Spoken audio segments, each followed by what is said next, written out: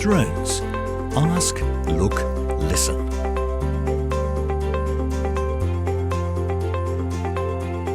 You have a new drone.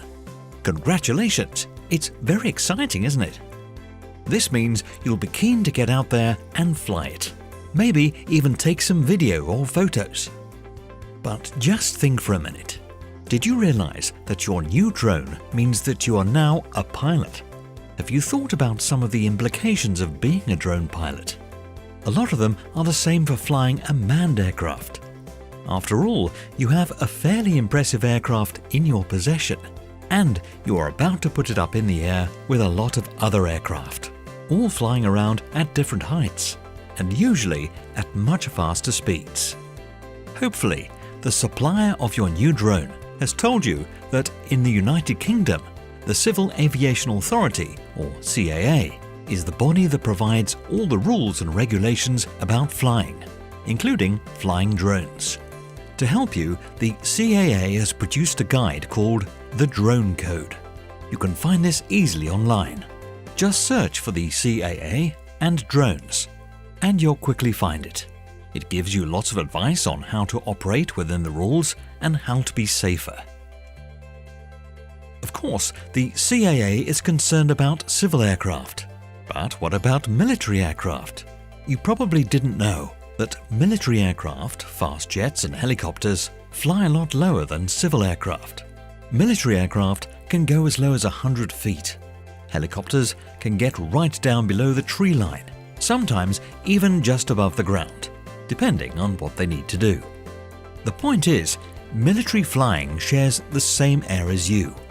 We want to share the air with you, safely. Your drone must have cost a lot of money. So did our aircraft. We're on the same side when it comes to seeing what's out there and avoiding it. The trouble is, it's a lot easier for you to see them than it is for them to see you. Military aircraft can fly very fast at low level, and a drone can do a lot of damage, even at low speeds. Never mind injuring the crew on board. We want you to understand that low flying happens across large areas of the country. It can be particularly busy near airfields, where aircraft are taking off and coming into land. On any airfield, aircraft might be going around a circuit, practicing takeoffs and landings again and again.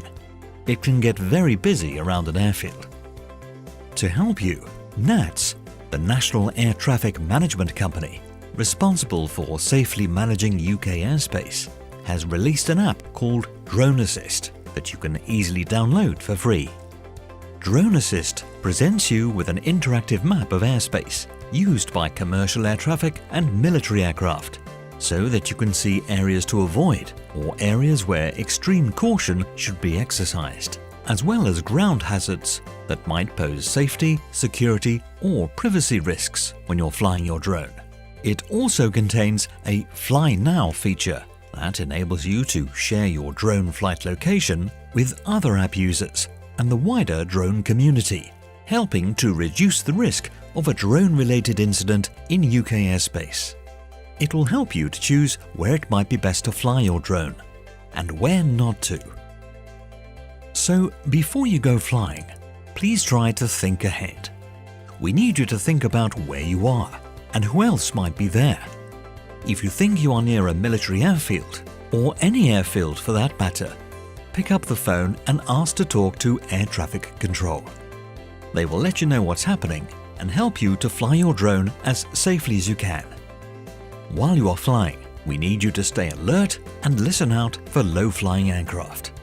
Remember, a drone is not a toy, and as the pilot, you are responsible for its safe operation. Drones. Ask, look, listen.